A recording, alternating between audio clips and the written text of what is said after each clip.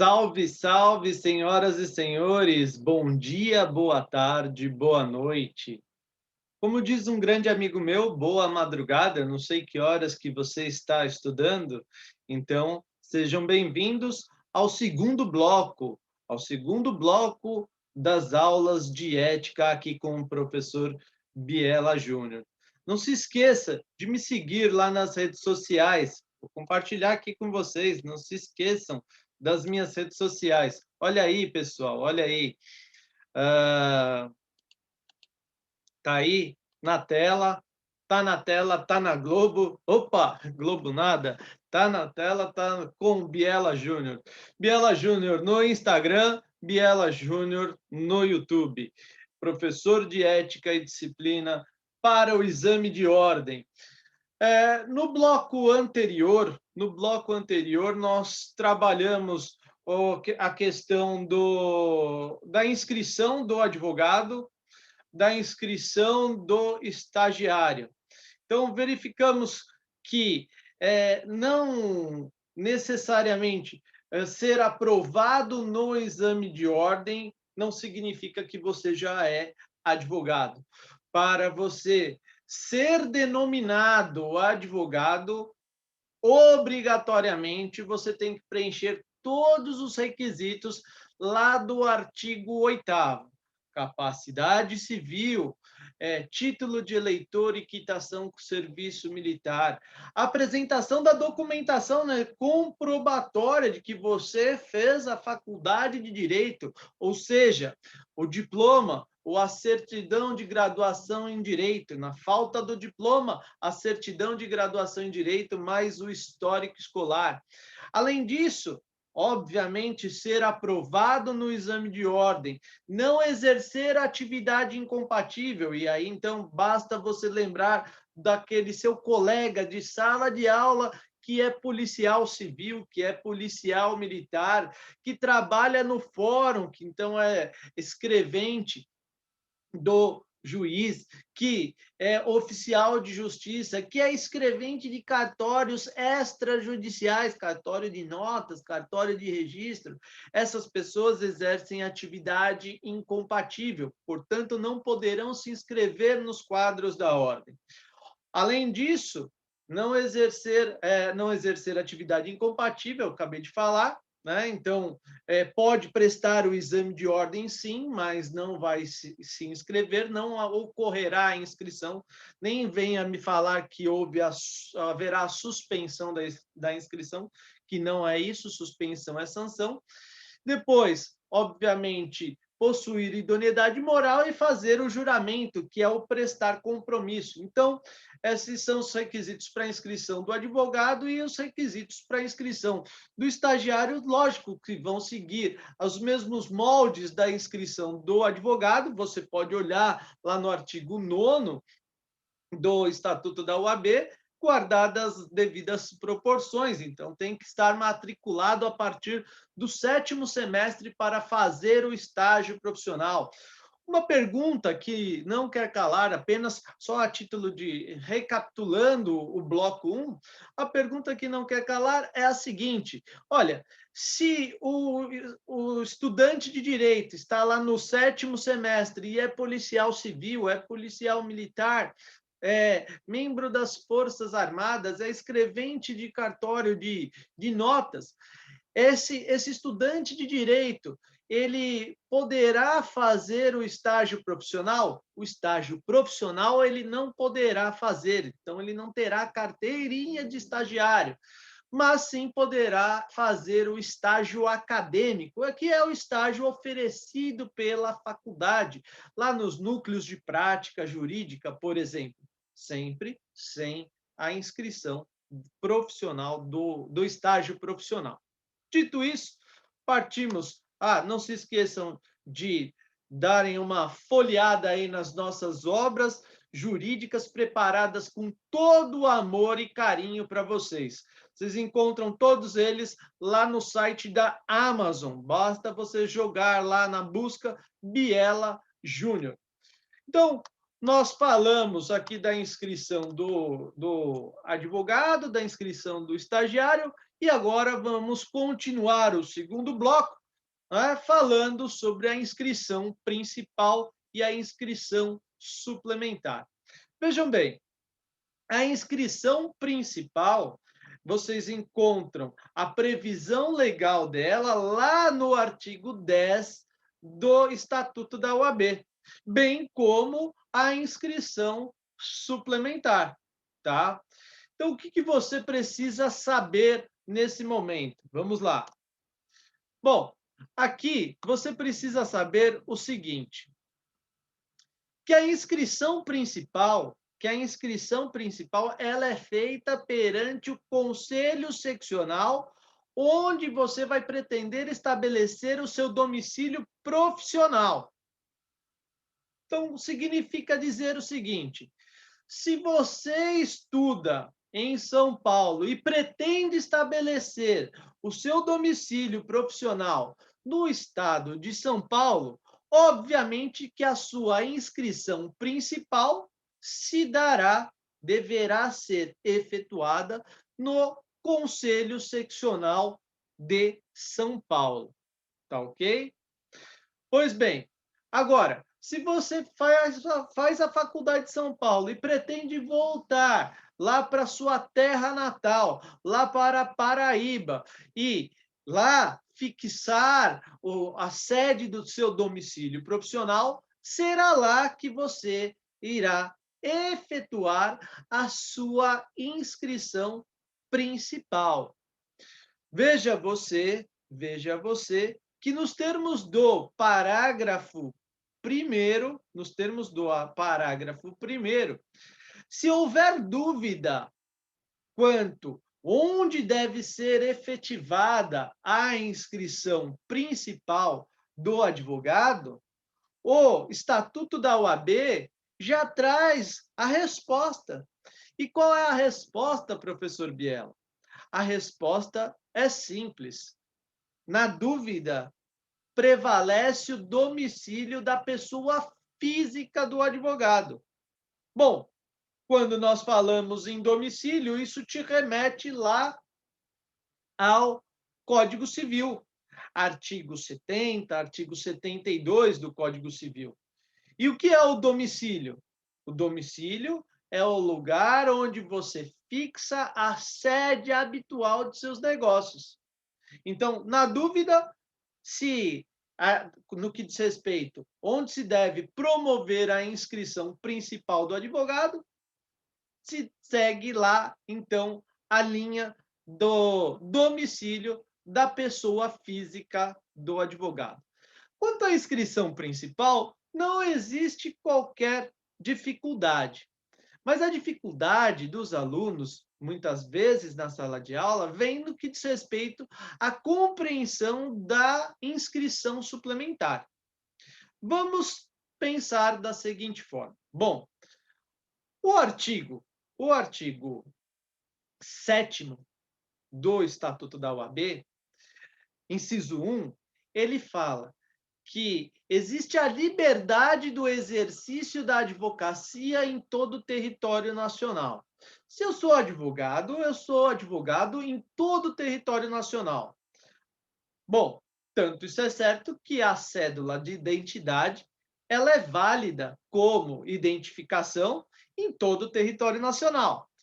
Sou advogado em todo o território nacional. Posso exercer a advocacia em todo o território nacional.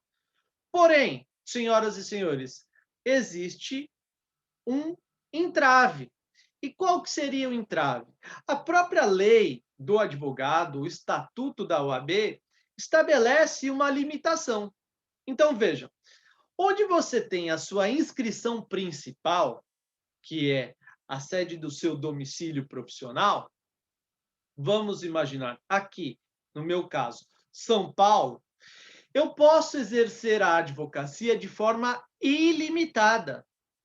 Eu posso pegar inúmeros processos. Não existe limitação para a minha atuação profissional, onde eu tenho a minha inscrição principal. Mas, como eu estava falando para vocês, eu também posso advogar fora do estado de São Paulo. Eu posso advogar no Rio de Janeiro, eu posso advogar em Minas Gerais, eu posso advogar no Nordeste. Mas existe uma limitação. E essa limitação você encontra aí no parágrafo 2º do artigo 10. Então, o advogado deve promover a inscrição suplementar nos conselhos seccionais em cujos territórios passar a exercer habitualmente a profissão, considerando-se a habitualidade a intervenção judicial, grifa isso daí, que exceder as 5 causas ano. Então, se eu pegar uma causa, um processo judicial no Rio de Janeiro, 1, eu posso. 2, eu posso. 3, eu posso. Mas, a partir do momento que eu peguei 6, 7, 8, 9, 10 processos judiciais no Rio de Janeiro, eu tenho a obrigação estatutária de promover a minha inscrição suplementar, nos termos do artigo 10, parágrafo 2º, que vocês estão vendo aí. Tá certo? Então, vejam, aí eu terei 2 inscrições. A inscrição principal de São Paulo e a inscrição suplementar no Rio de Janeiro, porque eu passei a atuar em mais de 5 ações no Rio de Janeiro. Obviamente, vocês virão com uma outra pergunta: vai ter que pagar 2 anuidades? Sim, vai ter que pagar 2 anuidades. Aí depois o advogado começa a pegar causas em Minas Gerais, na Bahia. Também, se ultrapassar ao número de 5, ele tem a obrigação estatutária de promover a sua inscrição suplementar nesses outros estados. Portanto, senhoras e senhores, o que vai cair na prova da OAB, ou o que já caiu na prova da OAB nesse sentido, era: ele cria lá o problema onde o advogado ele tem a inscrição principal num determinado estado, São Paulo, e aí ele te traz elementos de que esse advogado passou a exercer a advocacia fora dos limites do seu estado, ou seja, em outros estados. Então, ele pegou ali 3 causas no Rio de Janeiro, 20 no Espírito Santo, mais 3 em Minas Gerais e 4 na Bahia. Causas judiciais, tá ok? E aí, então, nesse caso, vem lá a série de alternativas ABCD, onde ele vai fazer a mescla. Quantas inscrições esse advogado deverá ter?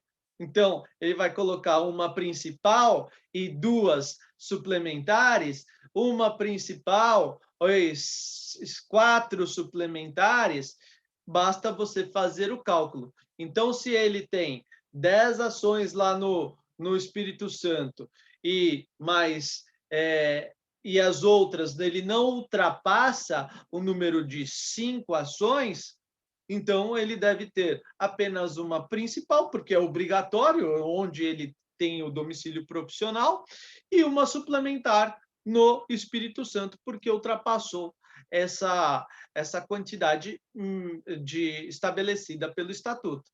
Perfeito? Então, presta atenção nisso daí. E aí, para a gente complicar um pouquinho essa questão, a gente pode trazer o seguinte, que o advogado, ele é um advogado criminalista e passou a defender interesses de seus clientes em inquéritos policiais.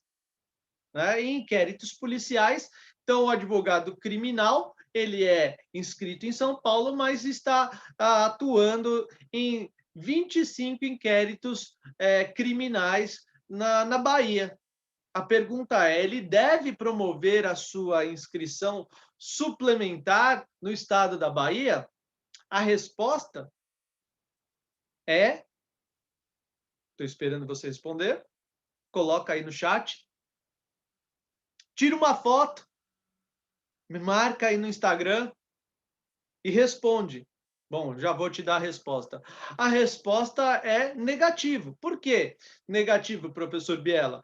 porque a intervenção ela não é judicial. Então, nesse caso, não há necessidade de se promover a inscrição suplementar. Perfeito? Vamos partir para um outro assunto. E esse outro assunto diz respeito ao cancelamento e o licenciamento nos quadros da ordem. Então, grande tema: inscrição, cancelamento e licenciamento. Bom, o cancelamento nada mais é do que o desligamento dos quadros da ordem. O advogado que cancela a sua inscrição, ou que tem a sua inscrição cancelada, ele deixa de ser advogado e passa ao status quo ante, né? Então, ele volta a ser mero bacharel em direito. Existem algumas hipóteses aqui de cancelamento nos quadros da ordem. As hipóteses vocês encontram aí no artigo 11, como vocês estão vendo aí na tela. Então, a primeira hipótese de cancelamento é ato de vontade. O advogado não quer mais ser advogado e requer o cancelamento, não precisa justificar nem nada. Já a segunda hipótese, ela é decorrente de uma sanção imposta pela ordem ao advogado. Por quê? Esse advogado cometeu uma infração penal, uma infração gravíssima, que culminou com a sua exclusão, a expulsão. Então, ele foi excluído dos quadros da ordem. Então, aquele advogado que é excluído dos quadros da ordem tem o cancelamento da sua inscrição. Obviamente que, por ato, né, de Deus, né, o falecimento vai gerar aí o cancelamento também da inscrição. Agora, aqui começa a pegar, e é aqui que é importante você prestar atenção. Cancela-se a inscrição do profissional que passar a exercer em caráter definitivo atividade incompatível com a advocacia. E aí eu pergunto para você, quais são as atividades incompatíveis que têm caráter definitivo? Quais são as atividades incompatíveis que têm caráter definitivo? Pega aí o seu Estatuto da OAB, vai lá no artigo 28, passa os olhos lá. Pergunto para você, a atividade policial, militar, civil, bombeiro militar, é uma atividade definitiva, incompatível definitiva?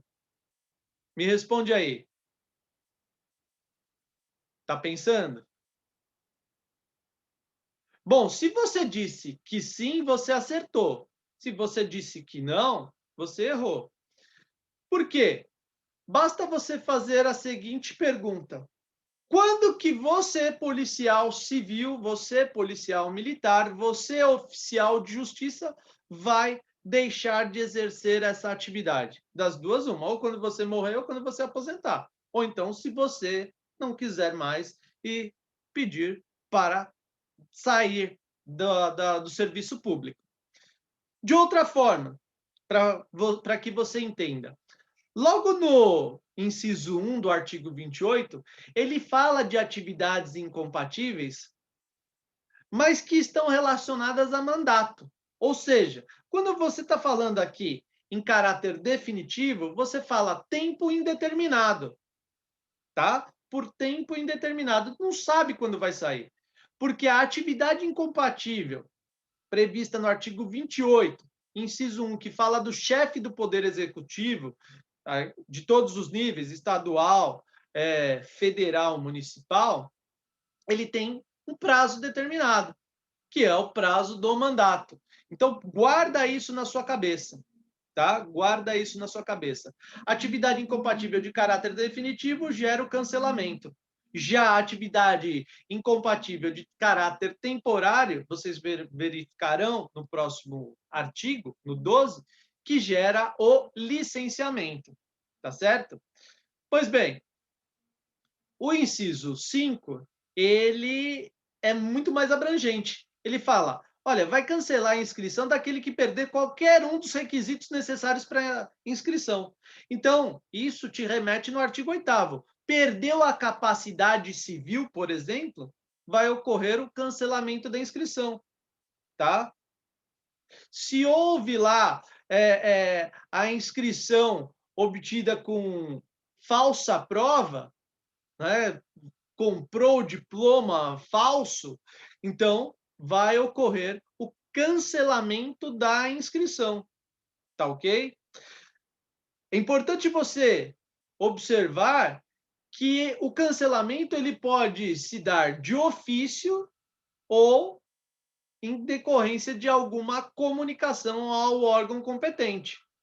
Então, de ofício, quando a própria OAB toma conhecimento, por exemplo, que aquela pessoa passou a exercer uma atividade incompatível de caráter definitivo, então o cidadão, né, foi aprovado no concurso de juiz, né, na magistratura, então vai ocorrer o cancelamento de ofício, se a OAB obteve conhecimento através da publicação no Diário Oficial, ou então em virtude da comunicação de qualquer pessoa, tá? Importante você observar aqui no parágrafo 2º que, uma vez cancelada a inscrição, o número não se resgata. O número não se resgata. E é possível sempre requerer fazer um novo pedido de inscrição, os termos lá do parágrafo 3º. Mesmo na hipótese, obviamente tirando lá a hipótese de falecimento, né?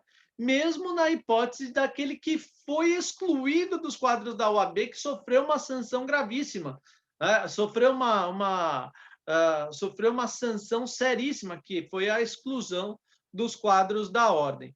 Então, esse advogado que foi excluído dos quadros da ordem, ele poderá fazer um novo pedido de inscrição, mas vejam, vocês vão sempre me perguntar, professor, tem que fazer uma nova prova da OAB? A resposta é negativo. Não precisa fazer uma nova prova da OAB, tá? Porque trata-se de direito adquirido.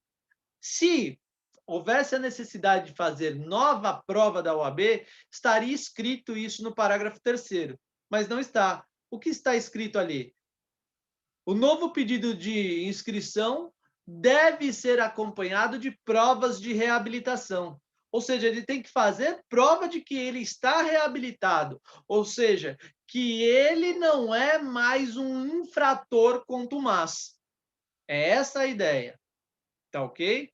Agora sim, partimos para o licenciamento. E o licenciamento, diferentemente do cancelamento, é o afastamento temporário do advogado das suas atividades profissionais. E só cabe em 3 hipóteses. As 3 hipóteses previstas aí no artigo 12 do Estatuto da OAB. Então, existe a possibilidade de se licenciar, de requerer o licenciamento, o advogado, mas ele deve motivar. Significa dizer que essa sua motivação pode ser deferida ou indeferida, tá? Então, a motivação, requerer o licenciamento porque está passando por dificuldades financeiras, não é motivo para ser deferido o licenciamento. Agora, requerer o licenciamento porque vai fazer um curso de pós-graduação, de mestrado, doutorado em Portugal, sim, é motivo para esse afastamento temporário. Agora, no inciso 2, licencia-se o profissional que passar a exercer em caráter temporário atividade incompatível com a advocacia. E aí, então, foi quando eu remeti vocês lá ao artigo 28 do Estatuto da OAB. Nesse artigo 28 do Estatuto da OAB, logo no inciso 1, ele fala dos chefes do executivo, em seus diferentes níveis, e dos membros da mesa, né, do legislativo. Essas pessoas, sim, exercem atividade incompatível de caráter temporário. tá? Ou seja, por um prazo determinado. Ou seja, por um prazo determinado. Então, o que vai acontecer com eles? Vai ocorrer o licenciamento, o afastamento temporário, continua sendo advogado, mas não poderá praticar nenhum ato privativo de advogado. Tá? Se praticar, esses atos serão nulos nos termos do artigo 4º do Estatuto da OAB. Pega lá o seu artigo 4º e dá uma olhadinha no que diz esse artigo 4º. E, por fim, finalizando aqui nosso segundo bloco, o advogado que passar a sofrer uma doença mental considerada curável, e isso caiu recentemente em exame de ordem, ele será licenciado. Mas vejam, quando o examinador perguntar para você, ele vai deixar claro que essa doença mental ela é curável. Porque se ela for incurável, essa doença, né, vai gerar a incapacidade. E gerando a incapacidade, o que vai acontecer? O advogado perderá um dos requisitos para a inscrição, que é a capacidade civil. Então, com isso, senhoras e senhores, eu me despeço de vocês temporariamente para que nós retomemos no próximo bloco, o bloco 3. Aguardo vocês no próximo bloco, o bloco 3.